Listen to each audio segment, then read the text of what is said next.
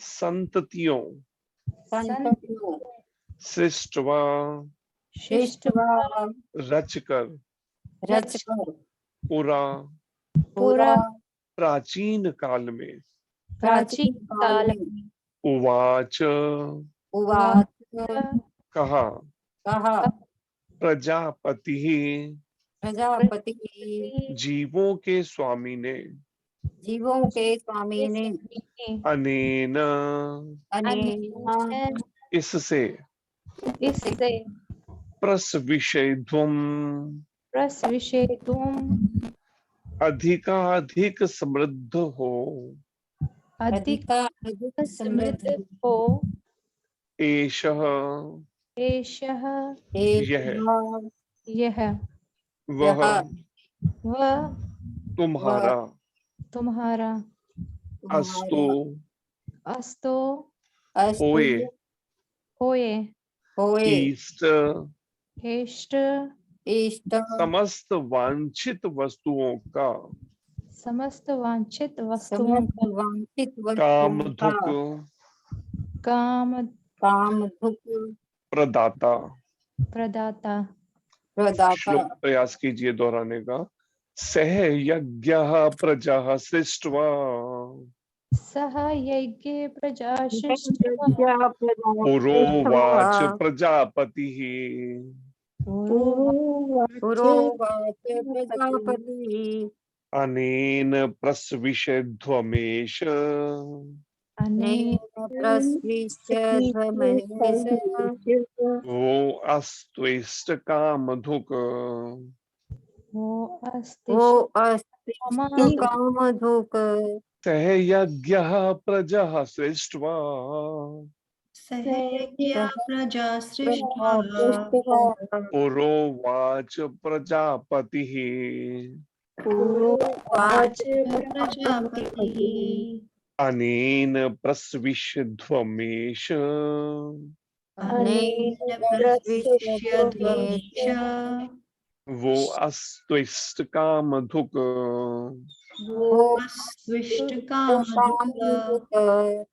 पढ़िए आप में से दीपक।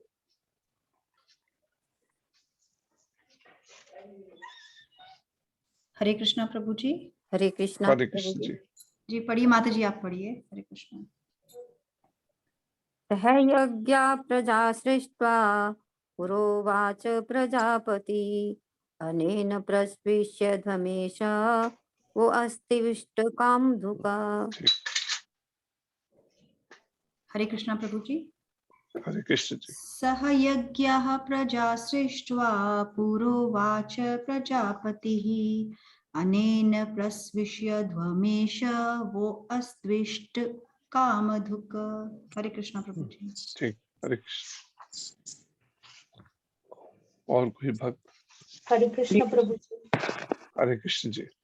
सह यज्ञ प्रजा सृष्ट्वा पुरोवाच प्रजापतिः अनेन प्रसविष्यध्वम् एष वा अस्तु इष्ट कामधुक्।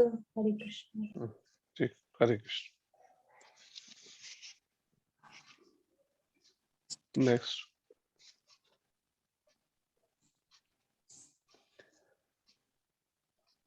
अनुवाद दोहराइए। सृष्टि के प्रारंभ में सृष्टि के प्रारंभ में समस्त प्राणियों के स्वामी ने समस्त प्राणियों के स्वामी ने प्रजापति ने विष्णु के लिए यज्ञ सहित मनुष्यों तथा देवताओं की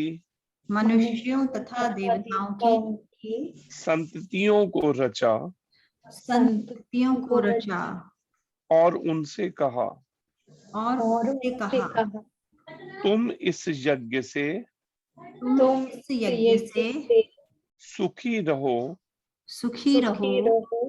क्योंकि इसके करने से तुम्हें सुख पूर्वक रहने तथा मुक्ति प्राप्त करने के लिए करने के लिए समस्त वांछित वस्तुएं वांछित वस्तुएं प्राप्त हो सकेंगी। प्राप्त हो सकेंगी। बाकी को म्यूट कर दीजिए।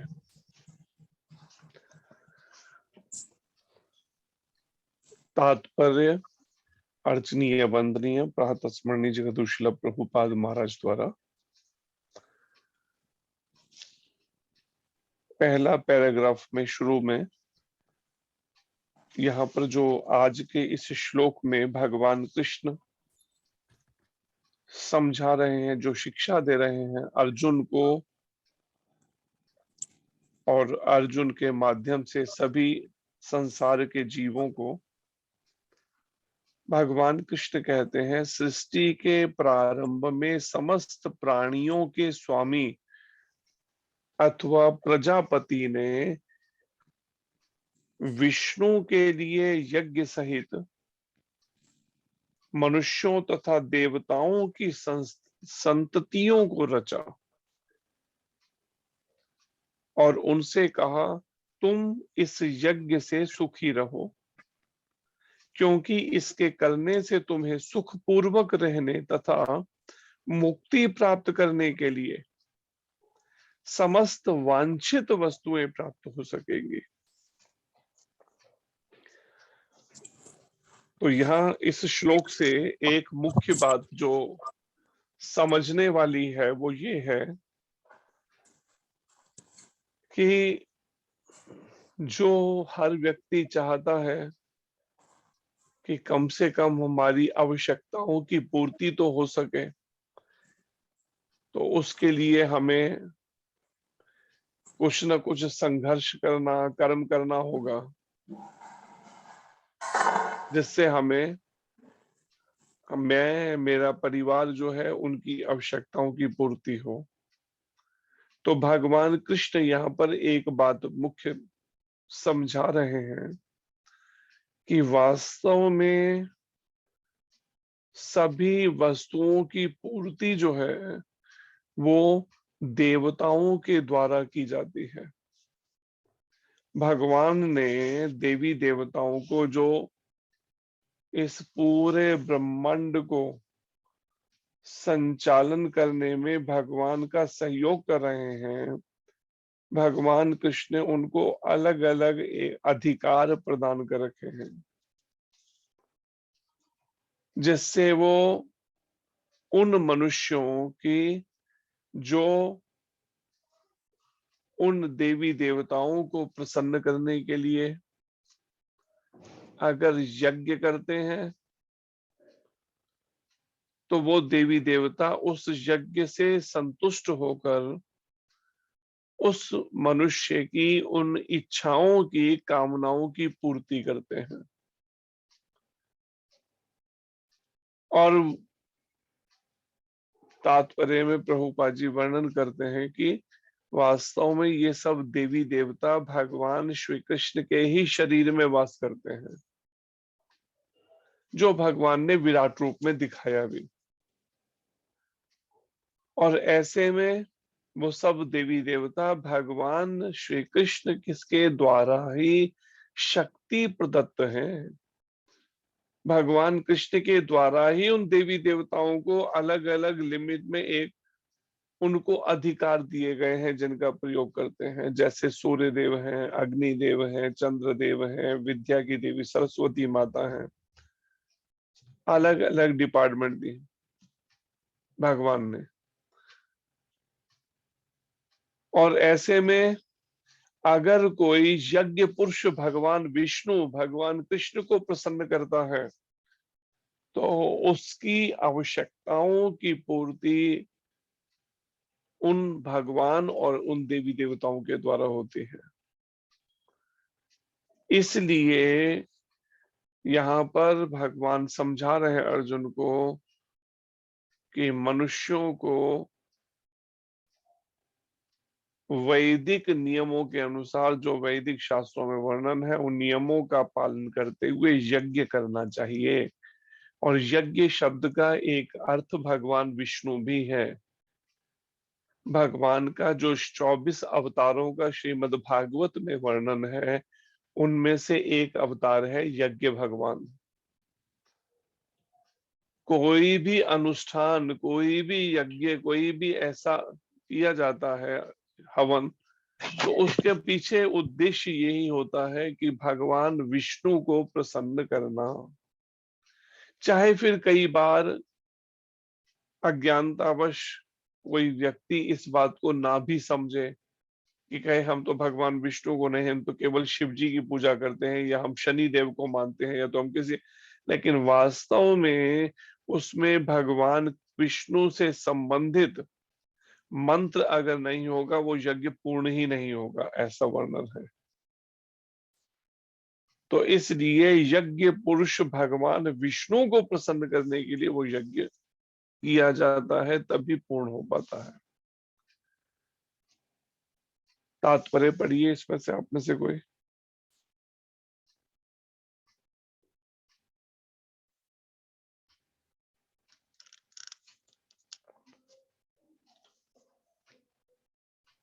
हरे कृष्णा। ज्योति माता जी आप पढ़िए। हरे कृष्णा। जी माता जी। हरे कृष्ण प्रभु जी। हरे कृष्ण जी। प्राणियों के स्वामी विष्णु द्वारा भौतिक सृष्टि की रचना बद्ध जीवों के लिए भगवत धाम वापस जाने का सुअवसर है। इस सृष्टि के सारे जीव प्रकृति द्वारा बद्ध है, क्योंकि उन्होंने श्री भगवान विष्णु या कृष्ण के साथ अपने संबंध को भुला दिया है। इस शाश्वत संबंध को समझने में वैदिक नियम हमारी सहायता के लिए है।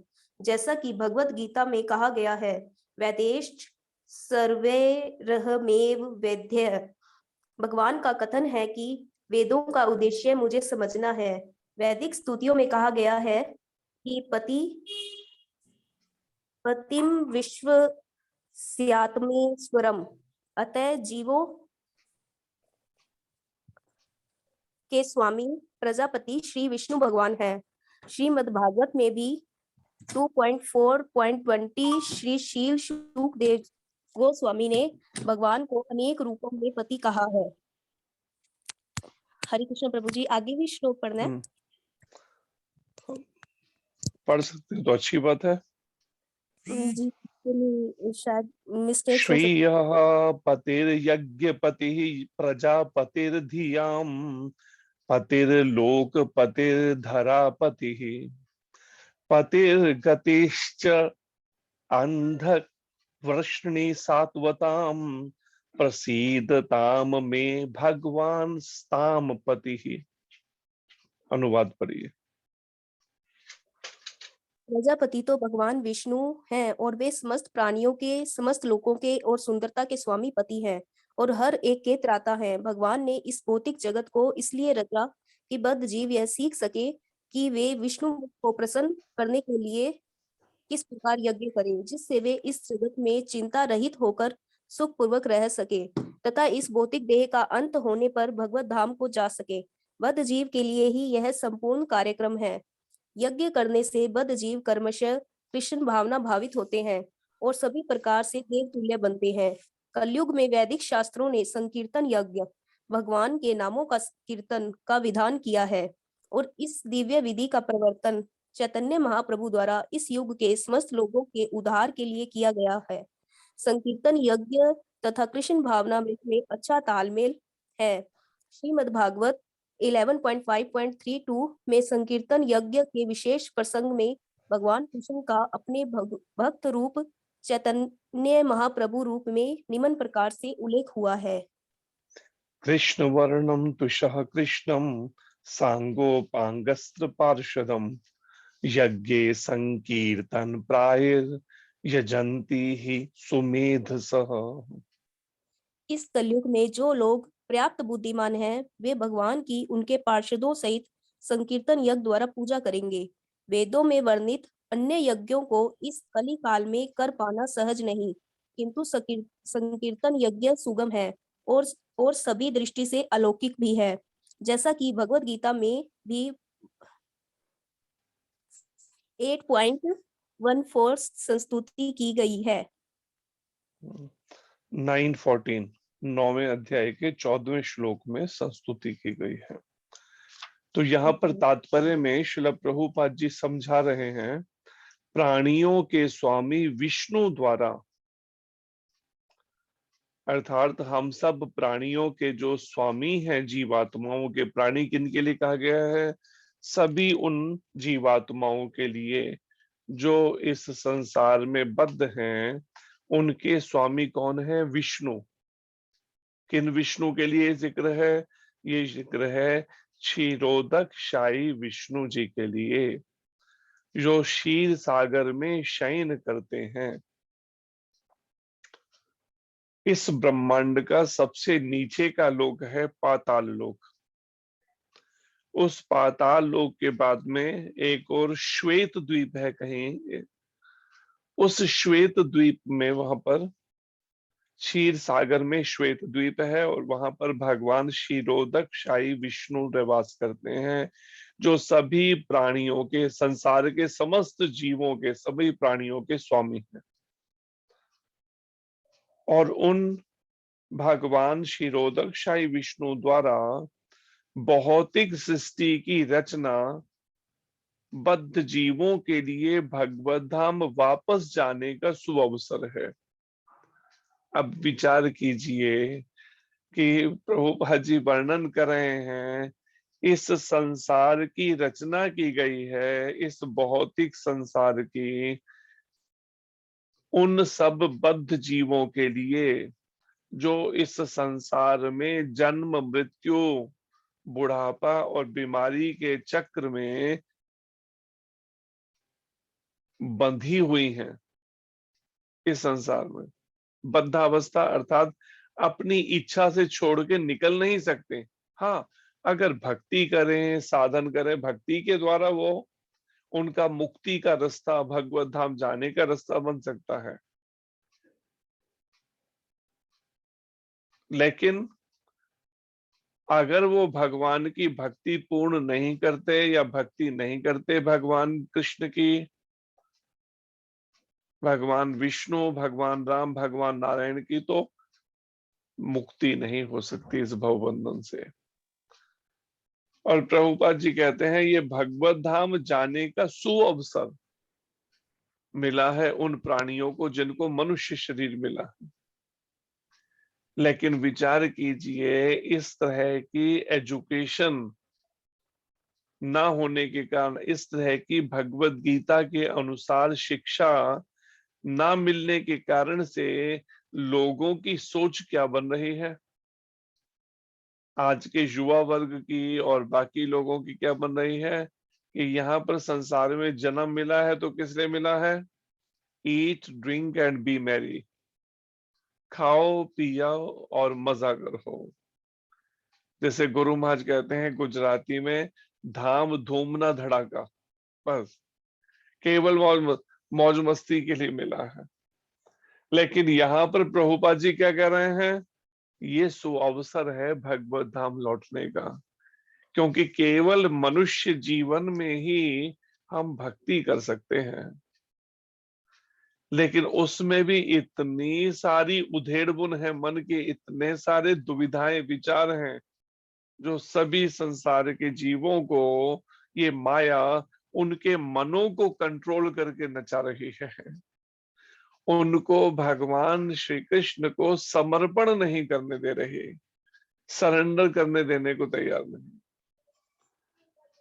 ऐसे में प्रभुपाद जी कहते हैं, इस सृष्टि के सारे जीव प्रकृति द्वारा बद्ध हैं। जो ये प्रकृति है, ये भौतिक जगत है, उसके द्वारा बद्ध है। कैसे बद्ध हैं? प्रकृति के 3 गुणों के द्वारा, सतोगुण, रजोगुण और तमोगुण। इन 3 गुण जो है प्रकृति के, सारे जीवों को नचा रहे हैं। कोई सतोगुण के विचारधारा में ही सोच में लगा है, उसमें ही सोचता है कि बस मैं उतने में ही सुखी हूं। कोई राजसिक रजोगुणी की विचारधारा में है, और धन कमाओ और गाड़ियां और नौकर चाकर और ऐशो आराम के साधन हो, ये सब बस वो रजोगुण के कंट्रोल में उसी विचारधारा से बाहर नहीं निकल पा रहा, अपनी आयु बिता रहा। कोई तमोगुण की विचारधारा में ही मग्न है, उससे बाहर नहीं निकल पा रहा। उसे लगता नहीं जीवन है ही मीट ईटिंग के लिए, मांसाहार करना, शराब पीना, बुरे कर्म करना, अंडे खाना, देर देर तक सोते रहना। तो ये सब जो है ये तामसिक विचारधारा के लोग।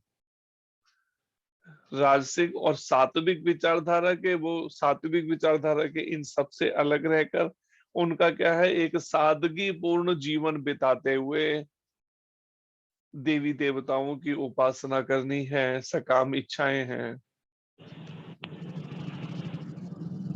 उनमें लगे हैं।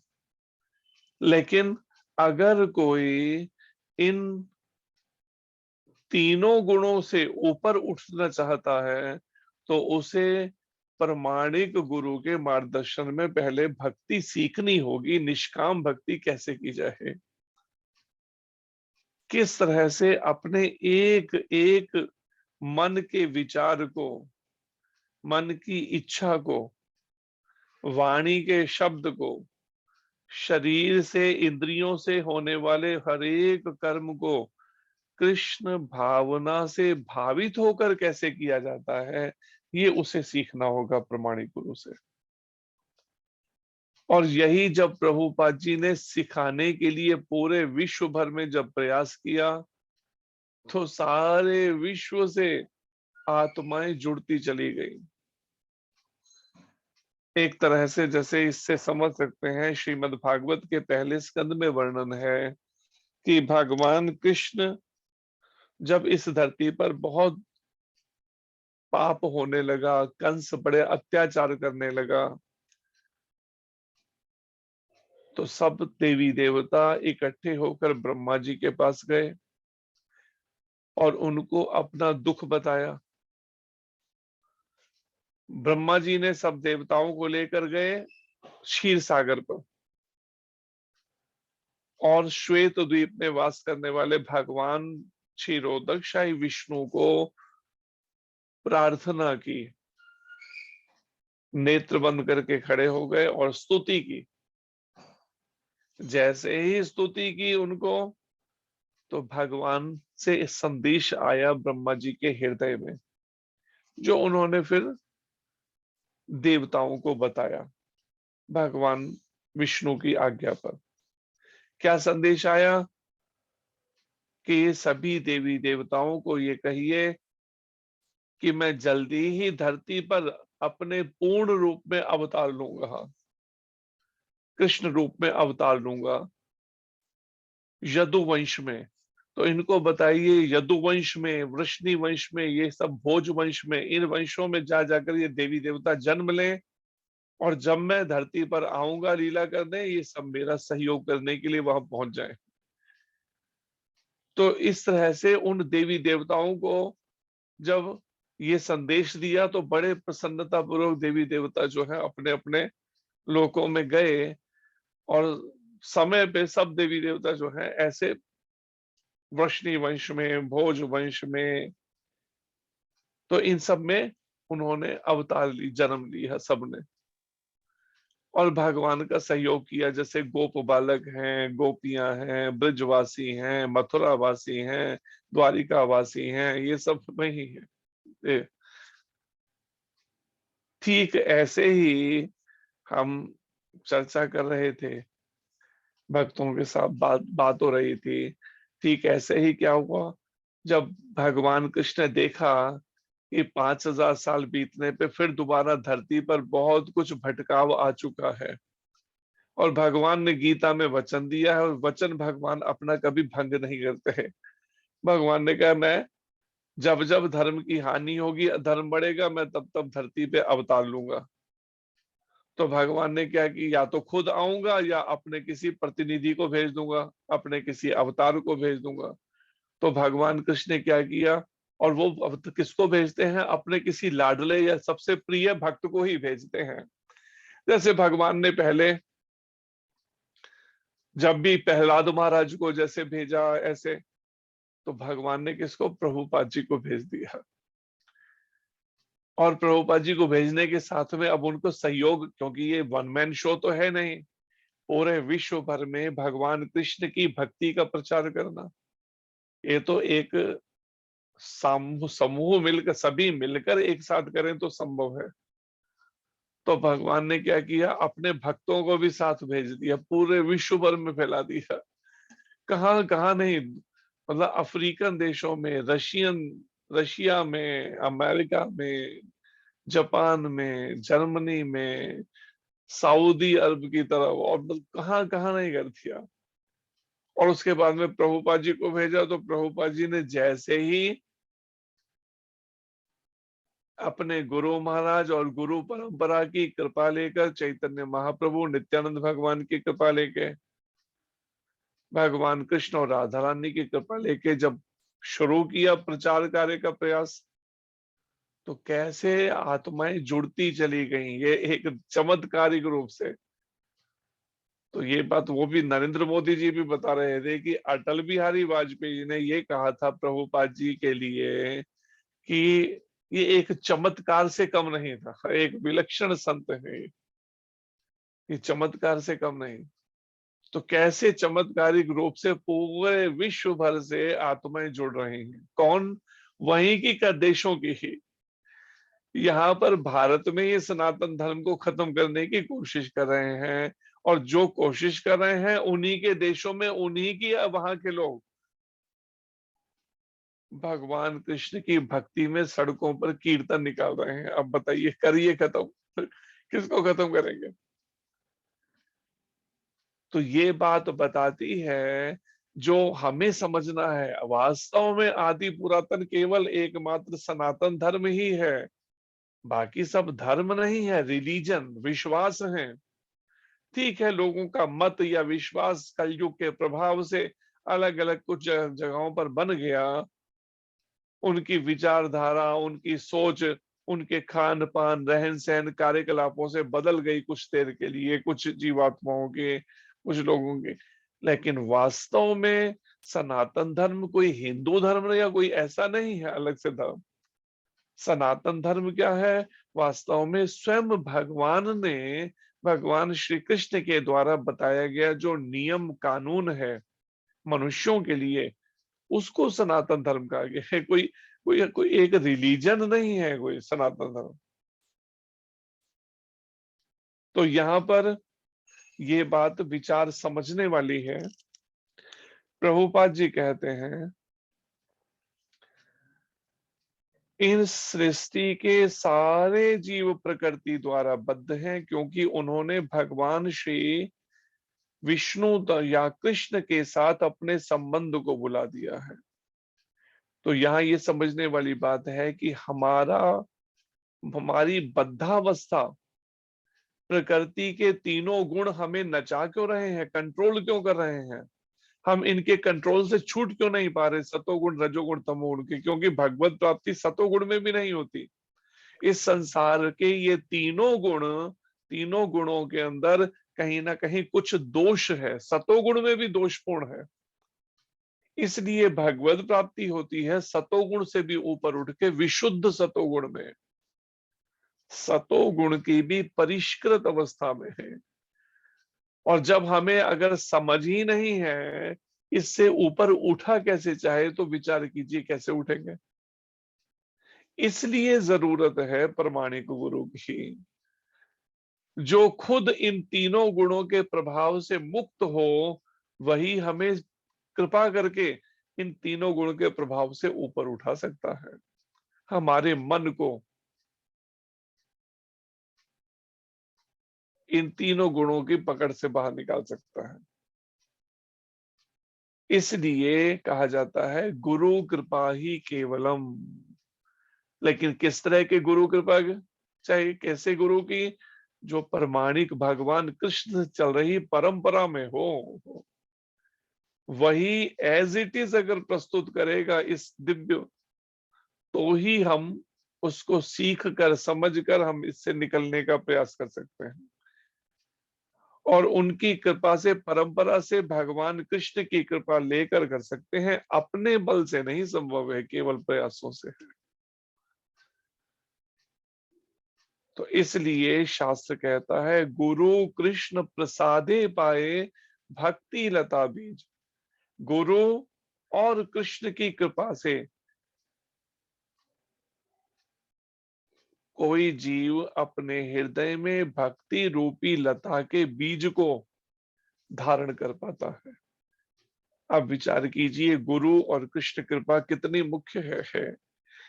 जो लोग सोचते हैं गुरु की क्या आवश्यकता है, गुरु की, हम तो बिना गुरु के ही भगवान को प्राप्त कर लेंगे, जप करके, मंत्रों का जप करके, ग्रंथों का अध्ययन करके, शास्त्रों से। तो शास्त्र इसको नहीं वर्णन करते इस बात को।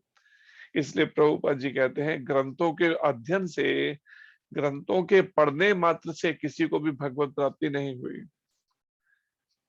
जिसको ने भी भगवत प्राप्ति की, भगवान के शुद्ध भक्तों के माध्यम से, उन शुद्ध भक्तों की कृपा ली है।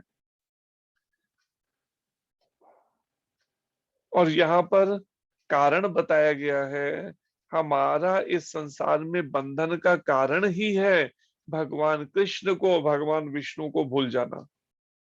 हम उनसे अपने रिश्ते को, अपने संबंध को भूल गए, बंधन हो गया। अब हमें अपने उस संबंध को दोबारा से जानकर, समझकर फिर स्थापित कर लेंगे योग्य गुरु के मार्गदर्शन में, तो ये बंधन से मुक्त हो जाएंगे। इसलिए चैतन्य महाप्रभु प्रयागराज में श्रील सनातन गोस्वामी जी को बता रहे हैं। उनके प्रश्न करने पर सनातन गोस्वामी जी, जो 500 साल लगभग पहले बंगाल में जो मुगलों की सरकार थी, वहां का जो बादशाह था नवाब हुसैन शाह, उसकी सरकार में प्राइम मिनिस्टर, प्रधानमंत्री थे, सोचिए। और सनातन गोस्वामी जी के छोटे भाई रूप गोस्वामी जी वित्त मंत्री, फाइनेंस मिनिस्टर, दोनों ने नौकरी छोड़ दी और दोनों भगवान चैतन्य महाप्रभु की शरण में आ गए, फुली सरेंडर कर दिया। और गृहस्थी थे, अपने परिवार को कहा, मायके भेज दिया, पत्नी को उनके बच्चों के साथ में, और खुद यहाँ पे फुल टाइम हो गए। सोचिए, प्रधानमंत्री का फुल टाइम हो जाना, प्राइम मिनिस्टर का, फाइनेंस मिनिस्टर का फुल टाइम भक्त बन जाना। तब सनातन गोस्वामी जी, इनको कई भाषाएं आती थी, उर्दू आती थी उस समय में, अरबी आती थी, अरब की भाषा जो है अरबी, और भी कई भाषाएं, संस्कृत तो थी, आती ही। तो बड़ा इनका मान सम्मान था। तो सनातन गोस्वामी जी कहते हैं चैतन्य महाप्रभु से जब भेंट हुई तो उनको कहते हैं प्रयागराज में कि सभी लोग मुझे क्या समझते हैं, मुझे बड़ा विद्वान मानते हैं, कि मैं बड़ा विद्वान हूं, बड़ा मुझे ज्ञान है, लेकिन सच्चाई क्या है आमी के मुझे यही नहीं मालूम मैं हूं कौन। मुझे अपना संबंध ही नहीं पता, अपने वास्तव, अपने ही बारे में, अपने स्वरूप का ही ज्ञान नहीं है मुझे, अस्तित्व का। मेरी पहचान क्या है, मेरी आइडेंटिफिकेशन क्या है वास्तव में। तब चैतन्य महाप्रभु ने क्या कहा, जीवेर स्वरूप है कृष्णेर नित्य दास। जीवात्मा का वास्तविक स्वरूप है कि वो भगवान श्री कृष्ण की नित्य सदा से दास है, दासी है, राधा रानी के।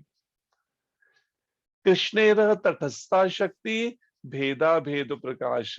भगवान कृष्ण की मार्जिनल पोटेंसी, तटस्था शक्ति है। ये जीवात्माएं, असंख्य जीवात्माएं जो संसार में है। भेदा भेद प्रकाश, भगवान कृष्ण से अलग भी है और अलग नहीं भी है।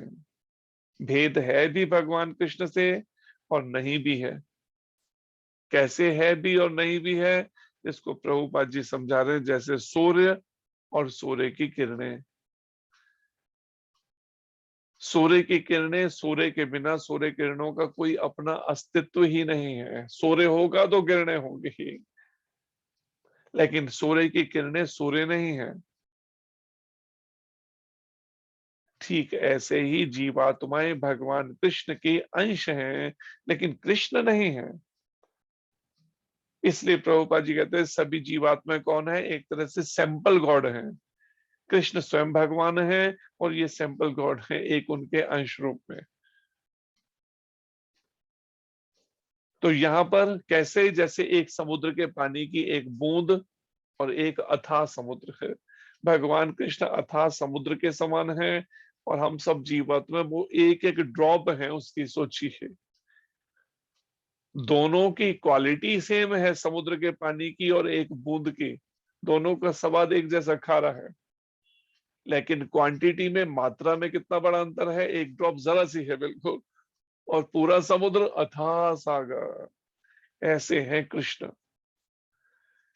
तो यहाँ पर प्रभुपाद जी कहते हैं उन भगवान कृष्ण से अपना संबंध भुला दिया कि मैं नित्य दास हूं, भगवान कृष्ण के, राधा रानी के नित्य दासी हूं। लेकिन जब तक वो दास्य भाव में हम अपने कर्म करना नहीं सीखते सारे 24 घंटे के, तब तक धाम में जाने का रास्ता नहीं खुलेगा। और जब सभी जीव भगवान के अंश हैं तो हम ईर्ष्या करें तो करें किससे, विचार कीजिए। अगर भगवान कृष्ण के अंशों से ईर्ष्या करेंगे तो परिणाम में भक्ति कैसे मिलेगी। लेकिन इसका मतलब ये भी नहीं है कि सांप के अंदर भी भगवान कृष्ण की अंश जीवात्मा है तो कोई सांप को गले नहीं लगाएगा, गले लगाएगा तो मूर्खता होगी। ऊपर से भले हम उसके उचित जो व्यवहार कर रहे हैं, शास्त्र संगत व्यवहार, लेकिन वास्तव में संबंध से ये जानकारी समझ होनी चाहिए कि सभी जीव भगवान कृष्ण के अंश हैं और मैं भगवान कृष्ण के दास दासी हूं। तो इस संबंध को हमने 24 घंटे अपने व्यवहार में नहीं ढाला है। या तो पहले मालूम ही नहीं है संबंध का, भगवान से रिश्ते का। अगर हमने गीता भागवत से रिश्ता जान भी लिया लेकिन उसके बाद भी संबंध तो मुझे पति के, पत्नी के, बच्चों के ही याद आते हैं,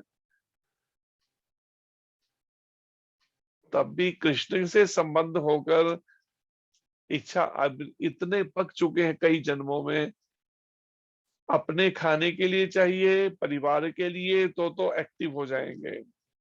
अगर वहीं भगवान को भोग लगाना हो तो आलस आने लगेगा। इससे पता चलता है कि कितना अभी हमारे को संबंध के प्रति, भगवान के प्रति कितना प्रेम जागा है। कई बार हमसे प्रश्न करते गए कि मंदिर ऐसे है, किचन में के बाहर है, अलग से है, जाने में बदल बच्चों को, पति को भी देना होता है, वो माता कहती है हमें एक, तो इधर भोग भी लगाना है, कैसे करें, क्या किचन में रख सकते हैं, वहीं पे ही रख लें। अपने खाने के लिए आलस नहीं है मन को, परिवार के लिए भी आलस नहीं कर रहे हैं। क्यों? क्योंकि पता है उसके तो नहीं तो शुद्ध छिड़ जाएगा घर में। लेकिन जब भगवान के भोग की बात आए तो आलस आ जाता है, कई तरह के प्रश्न उठने लगते हैं, कई तरह की ऐसी सोच में। लेकिन वहीं पर ही जो वास्तव में भक्त हैं, मीरा जी जैसे, तो वो इसमें आलस नहीं करते, वो तो भाव से, प्रेम से भगवान को अर्पण करते हैं। श्याम रसिया मेरे मन बसिया, आवो आवो जी भोग लगाओ रसिया, मीरा के प्रभु गिरधर गो नागर, आकर भोग लगाओ रस। तो वहां मीरा जी ने बड़े भाव और प्रेम से, उन्होंने भक्त, फिर उसमें परवाह नहीं, उसमें ये नहीं होता उसे अपने खाने की, तो उसे तो केवल भगवान के लिए ही चिंता होती है। वो शरीर और इंद्रियों के इस अपने भोगने की वृत्ति की विचारधारा पूरी तरह से खत्म हो जाती है जैसे जैसे भक्ति में भगवान के प्रति प्रेम बढ़ता जाता है। तो यहाँ पर प्रभुपाद जी कहते हैं इस संबंध के बारे में, इस शाश्वत संबंध को समझने में वैदिक नियम हमारी सहायता करते हैं। इसलिए प्रभुपाद जी ने 4 नियम बताए जो हमें सहायता करते हैं संबंध समझने में। कोई मांसाहार नहीं करना है, मांस मछली अंडा प्याज लहसुन नहीं, जो भी खाना है भगवान को भोग लगाना। इस तरह से बार बार, जितनी बार खाएंगे, खाने से पहले भगवान को भोग लगाएंगे, उतनी बार भगवान का स्मरण होगा, मन भगवान की तरफ जाएगा। और फिर इसी तरह से कोई नशा नहीं, बीड़ी सिगरेट तंबाकू गुटखा चाय कॉफी पान नहीं, संयम का पालन करना, गृहस्थ जीवन में है तो भी संयमित जीवन, गृहस्थी ब्रह्मचारी के रूप में संयम का पालन करना, सच बोलना, मनगढ़ंत बातें ना करके गीता भागवत में मानना, ब्रह्म मुहूर्त में उठना 4 बजे से पहले, भगवान की आरती करना, स्नान करके जप करना। इस तरह से ये वैदिक नियम हमें सहायता के लिए हैं। किससे सहायता? भगवान से जो हमारा शाश्वत संबंध है सदा से, उस संबंध को समझने के मदद करते हैं ये नियम, हमें योग्य बनाते हैं, धीरे धीरे हमें शुद्ध करते हैं, पवित्र करते हैं। भगवत गीता में कहा गया है वेदैश्च रह सर्वै रहमेव वेद्य। भगवान का कथन है कि वेदों का उद्देश्य मुझे समझना है। जो इतने विस्तृत ये चारों वेद हैं, इनका उद्देश्य तो एक ही है, भगवान कृष्ण को समझना, भगवान कृष्ण से अपने संबंध को, रिश्ते को समझना, और वैदिक, और फिर उसके अनुसार ढाल देना अपने जीवन को पूरी तरह से। वैदिक स्तुतियों में कहा गया है पतिम विश्वस्य आत्मेश्वरम, अतः जीवों के स्वामी अथवा प्रजापति श्री भगवान विष्णु हैं, सभी जीवों के स्वामी। श्रीमद् भागवत में भी दूसरे स्कंद में श्रील शुकदेव गोस्वामी जी भगवान के अनेक रूपों में उनको पति कह रहे हैं। प्रजापति तो भगवान विष्णु है ही, सारी प्रजा के, संसार में जितनी भी प्रजा है इस पूरे ब्रह्मांड के अंदर, सभी उनके स्वामी जो है, पति रूप में स्वामी भगवान विष्णु है। और वे समस्त प्राणियों के, समस्त लोकों के तथा सुंदरता के भी स्वामी हैं।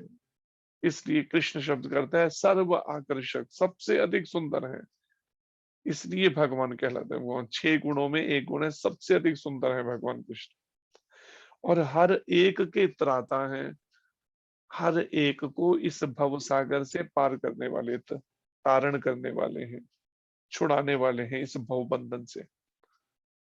भगवान ने इस भौतिक जगत को इसलिए रचा कि बद्ध जीव यह सीख सकें कि वे विष्णु को प्रसन्न करने के लिए किस प्रकार यज्ञ करें, इसलिए सृष्टि रची गई है कि किस तरह से भगवान विष्णु को अपने यज्ञों के द्वारा, प्रत्येक अपने कर्मों के द्वारा प्रसन्न किया जाए, भगवान की प्रसन्नता के लिए अपने सारे कर्म करके, जिससे वे इस जगत में चिंता रहित होकर सुख पूर्वक रह सकें। अगर हर वस्तु, हर कर्म उनका भगवान कृष्ण की प्रसन्नता के लिए होगा, तो परिणाम में वो चिंता रहित होकर फिर रह सकते हैं, फिर उन्हें चिंता नहीं होगी अपने। जो हर समय हमें चिंता क्यों है? क्योंकि अभी हमारे भगवान के प्रति समर्पण ना होकर अपने इंद्रियों के और भगवान कृष्ण से संबंध बोलकर केवल शारीरिक संबंधों में, उनमें संबंध माना हुआ है, उसके लिए आसक्ति के कारण से चिंता बनी हुई है। मेरा क्या होगा, मेरे परिवार का क्या होगा, कल को कोई बात हो गई तो वो चिंता लगी है, कैसे आवश्यकताओं की पूर्ति होगी मेरे परिवार की, कृष्ण के परिवार की नहीं, मेरे परिवार की। संबंध भूले हुए हैं भगवान से, और उन सब जहां जन्म हुआ बस वही संबंध समझना शुरू। और इस भौतिक देह का अंत होने पर भगवत धाम को वापस जा सकें, इस तरह से ये, इसलिए सृष्टि रची गई है। बद्ध जीव यह सीखे भगवान विष्णु को प्रसन्न कैसे किया जाए यज्ञों के द्वारा, यही प्रभुपाद जी ने गीता के तात्पर्यों में समझाया है। बद्ध जीव के लिए ही यह संपूर्ण कार्यक्रम है, सारा संसार जो रचा है। रचा है सृष्टि को जिस प्रभु ने, वही ये सृष्टि चला रहे हैं। एक वचन में ये अपन, यज्ञ करने से बद्ध जीव कर्मशः कृष्ण भावना भावित होते हैं। अगर जीवात्माएं यज्ञ करती हैं, यज्ञ पुरुष भगवान विष्णु भगवान कृष्ण को प्रसन्न करने के लिए अगर अपने सारे कर्म करते हैं, तो धीरे धीरे वो कृष्ण भावना से भावित होता जाता है, मन वाणी और कर्म तीनों। और ये जो मन को अभ्यास नहीं है अभी, केवल कृष्ण के प्रति, कृष्ण को प्रसन्न करने के लिए अपने सभी कर्म करने का, इसीलिए प्रमाणिक गुरु की जरूरत है, जो बार बार हमें सिखाए समझाए और सभी प्रकार से देव तुल्य बनते हैं। इस तरह से जब बद्ध जीव कृष्ण भावना भावित होते जाते हैं, तो वो देवताओं के ही बराबर तुल्य बन जाते हैं, बल्कि देवताओं से भी अधिक उनकी स्टेज ऊपर चली जाती है, क्योंकि देवता फिर भक्त हैं, सभी देवी देवता भगवान के, लेकिन सकाम इच्छाएं हैं कोई। लेकिन जो निष्काम भक्त है, कृष्ण भावना भावित हो जाता है निष्काम, तो वो देवताओं से भी ऊपर उठ जाता है, प्रभुपद जी देव तुल्य हो जाता है। कलयुग में वैदिक शास्त्रों में ने संकीर्तन यज्ञ या भगवान के नामों के कीर्तन का विधान किया है। कलयुग में यज्ञ संकीर्तन प्रायेर, संकीर्तन यज्ञ की संस्तुति की, जो चैतन्य महाप्रभु ने भी हरे कृष्ण मंत्र के कीर्तन का प्रचार किया पूरे भारत में। और इस दिव्य विधि का प्रवर्तन चैतन्य महाप्रभु द्वारा इस युग के समस्त लोगों के उद्धार के लिए किया गया। समस्त लोगों के, वहां कहीं नहीं कहा हिंदू मुस्लिम सिख ईसाई, समस्त लोगों के। तो जिनको समझ आ रही है, वो चाहे मुस्लिम हो, चाहे ईसाई हो, चाहे सिख हो, चाहे कोई हो, वो भी सब हरे कृष्ण मंत्र का कीर्तन पूरी दुनिया में कर रहे हैं, जिनको समझ आती जा रही है बात, चैतन्य महाप्रभु की कृपा से, प्रभुपाद जी की कृपा से। संकीर्तन यज्ञ तथा कृष्ण भावना अमृत में अच्छा तालमेल है कि कृष्ण भावना भावित होकर हम कर्म करें, और साथ में संकीर्तन यज्ञ का, तो ये आपस में बहुत अच्छा है कि हमें कृष्ण भावना भावित करने के लिए संकीर्तन यज्ञ बहुत सहयोगी है। निरंतर हरि नाम करना, कीर्तनिया सदा हरि। श्रीमद् भागवत के 11वें स्कंद में भी इसका वर्णन है, 5वें अध्याय के 32वें श्लोक में। कृष्ण वर्णम तुषः कृष्णम, भगवान कृष्ण, शिला शुकदेव गोस्वामी जी कहते हैं, भगवान कृष्ण जो है वो अवतार लेंगे कलयुग के अंदर। 4500 साल लगभग पहले भागवत में बात कही। लेकिन उनका वर्ण, शरीर का रंग कैसा होगा? तुषा अकृष्णम, कृष्ण शब्द का अर्थ होता है श्याम रंग, लेकिन अकृष्ण का, उसका उल्टा गौर वर्ण लेकर आएंगे। पिघले हुए सोने के समान उनके शरीर का रंग था चैतन्य महाप्रभु। और सांगो पांकस्त्र पार्षदम, सारे अपने पार्षदों से घिरे रहेंगे हमेशा, भक्तों के द्वारा। अकेले नहीं होंगे, हमेशा अपने भक्तों से घिरे रहेंगे। सांगो पांगस्त्र पार्षदम, पार्षदों से, जैसे धाम में भगवान के साथ उनके संगी रहते हैं पार्षद, ऐसे ही भक्त, ऐसे ही संसार में भी जब आएंगे भगवान कृष्ण, ऐसे ही घिरे रहेंगे भक्तों। और क्या करेंगे? यज्ञ संकीर्तन प्राय, संकीर्तन यज्ञ का प्रचार करेंगे आके धरती पे। यजंती ही सुमेधसः, और जो सुमेधसः, सुमेध अर्थात जो विद्वान लोग हैं, बुद्धिमान लोग हैं, वो उनके इस हिडन इनकारनेशन को, गुप्त अवतार को पहचान लेंगे, जैसे मीरा जी ने पहचान लिया। गुरु नानक देव जी से भी ऐसा वर्णन आता है। गुरु नानक देव जी की भेंट हुई चैतन्य महाप्रभु से जगन्नाथपुरी में। इसलिए गुरु नानक देव जी ने भी क्या कहा? कलयुग मां कीर्तन प्रधाना, कलयुग में कीर्तन की प्रधानता है। गुरुमुख जपिए लाए त्याना, गुरुमुख से लिया हुआ जो है, गुरुमुख जपिए, गुरुमुख से लेकर जपना है संकीर्तन को, मन मर्जी का नहीं। और लाए ध्याना, और फिर ध्यान लगाना है भगवान के चरणों में। लेकिन जब हम मनमर्जी से करेंगे तो भटकाव आ जाएगा। और वेदों में वर्णित अन्य यज्ञों को इस कलिकाल में कर पाना सहज नहीं है। अन्य यज्ञ जो है, ध्यान लगाना या फिर कोई अन्य तरह का यज्ञ करना, जैसे त्रेता युग में यज्ञ करते किए भगवान राम ने, बड़े बड़े अश्वमेध यज्ञ, राजसूय यज्ञ, लेकिन कलयुग किंतु संकीर्तन यज्ञ सुगम है, प्रभुपाद जी कहते हैं, और सभी दृष्टि से अलौकिक है, सभी तरीके से दिव्य है। ये बात यहाँ वर्णन की जा रही है। इसलिए सभी को भगवान चैतन्य महाप्रभु के संकीर्तन यज्ञ में भाग लेना चाहिए। निरंतर हरि नाम करते हुए अपने सभी कार्य कृष्ण भावना भावित भगवान कृष्ण के लिए करने सीखने चाहिए। अभी तक तो अपने इंद्रियों के तर्पण और परिवार कुटुंब के लिए केवल सोचते हैं, लेकिन अब कृष्ण के लिए भी साथ करने की आदत डालें। जैसे कभी पैसे आते हैं ना, तो सोचते हैं हाँ चलो कुछ परिवार के लिए ले लेते हैं, तो कुछ पैसे आए तो चलो ऐसा करते हैं भगवत गीता के प्रचार में कहीं पे किस तरह से गीता का प्रचार कैसे किया जाए उसमें करते हैं, इसको कृष्ण की सेवा में कैसे लगाया जाए। इस तरह से उसको कृष्ण की ओर, कृष्ण को सेंटर करना है अपने सभी कार्यों का। तो फिर वो कृष्ण भावना अमृत में तब कर्म का अभ्यास जो है, और इसी तरह से मन का विचार सोचना भी, इच्छा करना भी, और वाणी से भी व्यर्थ में चर्चाओं को छोड़कर केवल कृष्ण से संबंधित चर्चा, भगवान कृष्ण की सेवा से संबंधित चर्चा, इस तरह से अभ्यास करना है। मनसा वाचा कर्मणा, मन वाणी कर्म से अपने आहार शुद्धि, अपने आहार को, आहार शुद्धि सत्व शुद्धि, आहार शुद्ध हो फिर सत्व गुण में रहकर तब हमें कृष्ण भक्ति में हमें लगना चाहिए। तो यही सतोगुण में ब्रह्म मुहूर्त में उठना, ये सतोगुण में आता है।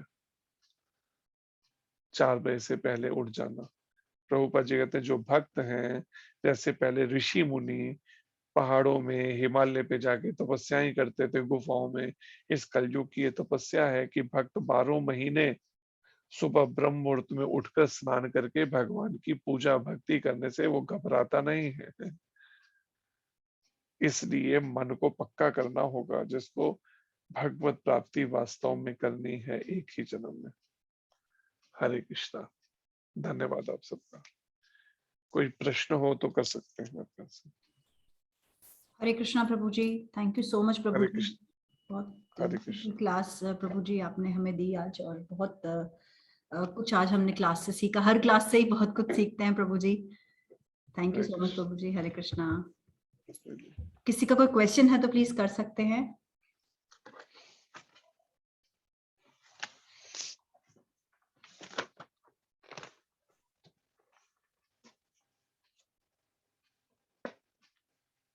प्रभु जी किसी का कोई क्वेश्चन तो नहीं है शायद। इसलिए इसकी प्रैक्टिस कीजिए जो हरे बात। कृष्णा प्रभु जी, हरे कृष्णा। हरे कृष्ण जी। सॉरी प्रभु जी, मैं बीच में बोला मैंने। प्रभु जी आजकल बहुत ठंड है, तो सुबह उठने का इतना कुछ मतलब उठ ही नहीं पाते हैं इतना जल्दी। क्या करें उसके लिए? उसके लिए प्रार्थना करें गुरु महाराज को, प्रभुपाद जी को, चैतन्य महाप्रभु को, नित्यानंद भगवान को, भगवान कृष्ण राधा रानी को जी प्रभु। प्रार्थना करते हुए हरि नाम जप और अधिक बढ़ाएं। अगर 16 माला करते हैं तो उसको बढ़ा के 32 माला करें, 32 करते हैं तो 48 और उससे 64 तक पहुंचे। जब बढ़ाएंगे नाम जब, तो धीरे धीरे फिर भगवान के प्रति रुचि जो है वो बढ़नी शुरू होगी। जैसे जैसे रुचि बढ़ेगी तो परिणाम में नींद फिर पीछा छोड़ देगी। अभी देखो ना, परिवार के लिए, बच्चों के लिए कुछ होता है तो कैसे नींद भाग जाती है।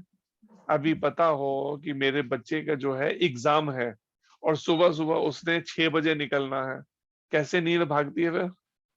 कैसे 4 बजे उठ के उसके लिए कुकिंग करते हैं और सब करते हैं उसके लिए तैयारी,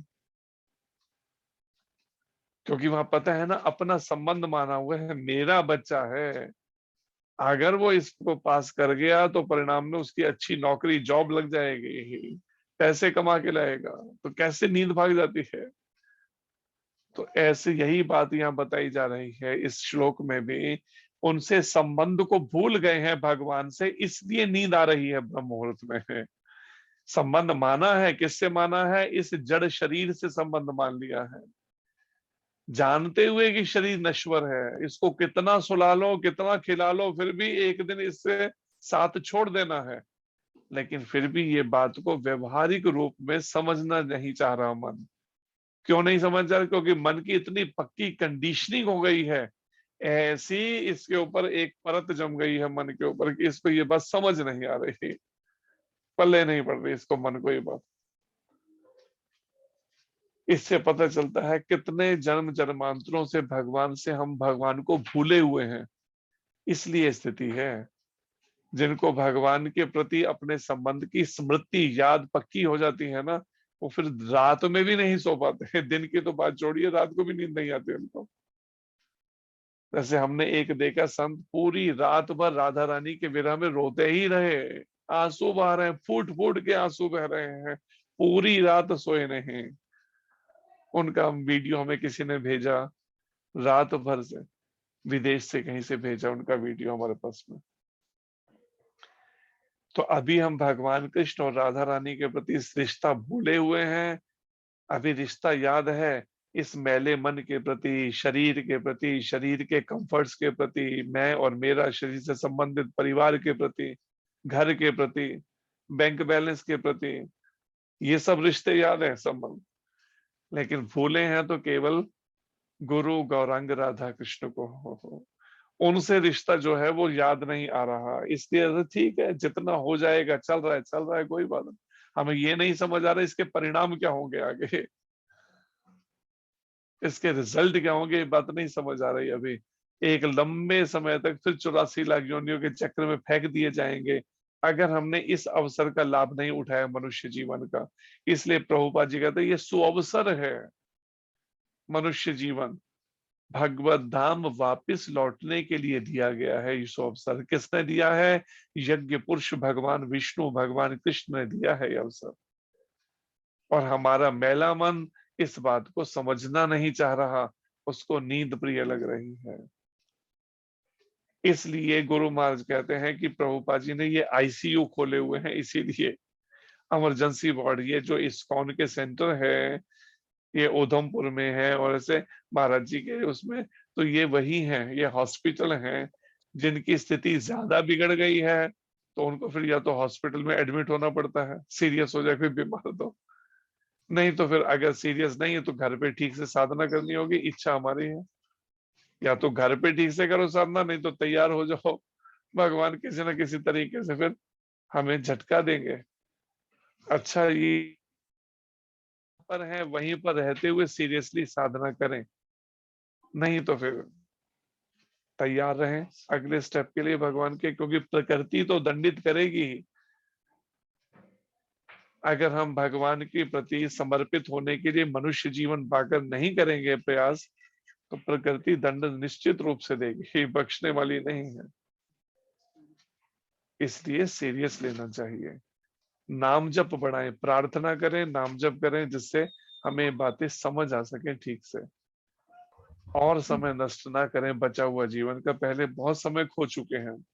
5 साल से भक्ति शुरू करनी थी, कितना समय हाथ से गंवा बैठे हैं, और अभी भी मन तैयार नहीं है अगर ब्रह्म मुहूर्त में उठने के लिए, संध्या काल में और ब्रह्म मुहूर्त में भगवान की पूजा करने के लिए। इसका मन है कि इस मतलब है कि मन मैला है। और जैसे कपड़ों की धुलाई गुरु महाराज कहते हैं साबुन और पानी से होती है, इसी तरह से इस मैले मन का जो मैल है, ये सब वासनाएं हैं जो खाने सोने इंद्रियों के तर्पण की, ये मैल दूर होता है हरे कृष्ण महामंत्र का जप और कीर्तन करने से। इसलिए प्रार्थना करते हुए गुरु गौरांग राधा कृष्ण को बार बार नाम जप बढ़ा दीजिए, इससे रास्ता आगे खुलता जाएगा। हरे कृष्ण। जी प्रभु जी, धन्यवाद प्रभु जी, बहुत अच्छे से आपने समझे। हरे कृष्णा। हरे कृष्ण। दंडवत प्रणाम। प्रभु जी, अच्छा। हरे कृष्णा। और कोई प्रश्न किसी भक्त को? इसलिए अभ्यास कोशिश कीजिए, नाम जप बढ़ाइए। अगर हृदय में अभी भगवान के प्रति प्रीति प्रेम नहीं जाग रहा तो बढ़ाइए इसको। नाम जप को। जैसे जैसे नाम जप बढ़ाते जाएंगे और संसार के लोग इस सब से, मोबाइल से, फेसबुक से, संसारिक संग से, अनावश्यक उनसे दूरी बनाना शुरू करेंगे, नाम जप करेंगे, गीता भागवत का अध्ययन करेंगे और प्रार्थना करते हुए नाम, तो इससे क्या होगा, धीरे धीरे हृदय में तीव्र इच्छा भगवान के प्रति उनसे मिलने की उत्कंठा बढ़ने लगेगी। और जब इच्छा उत्कंठा बढ़ने लगेगी, फिर नींद परेशान नहीं करेगी, फिर खाने का, सोने का या विषय वासनाओं के प्रति मन जाएगा ही नहीं, बिल्कुल भी। लेकिन हिम्मत करनी होगी गुरु महाराज को, प्रभुपाद जी को, आदि गुरु नित्यानंद भगवान जो बलराम जी के अवतार हैं, आदि गुरु नित्यानंद भगवान को बार बार प्रार्थना करते हुए हरि नाम बढ़ाना पड़ेगा, नाम जप। हरे कृष्णा। धन्यवाद आप सबका। हरे कृष्णा कृष्णा कृष्णा हरे हरे, हरे राम राम राम हरे हरे। वाञ्छा कल्पतरुभ्यश्च कृपा सिन्धुभ्य एव च पतितानां पावनेभ्यो नमो नमः। अनंत कोटि वैष्णव वृंद की जय, श्रीला प्रभुपाद की जय, गुरु महाराज की जय, संजय व्यास प्रभु जी की जय, जय गौर प्रेमानंदे। हरि हरि हरे कृष्ण। दंडवत प्रणाम प्रभु जी। हरे कृष्ण जी, हरे कृष्ण जी। प्रभु जी दंडवत प्रणाम। भी मीटिंग एंड कर दें। जी, हरे कृष्ण। हरे कृष्णा प्रभु माता जी मीटिंग एंड कर दीजिए प्लीज। हरे कृष्णा। हरे कृष्ण प्रभु जी दंडवत हरे प्रणाम। कृष्ण जी, हरे कृष्ण। हरे कृष्णा प्रभु जी दंडवत प्रणाम। जी।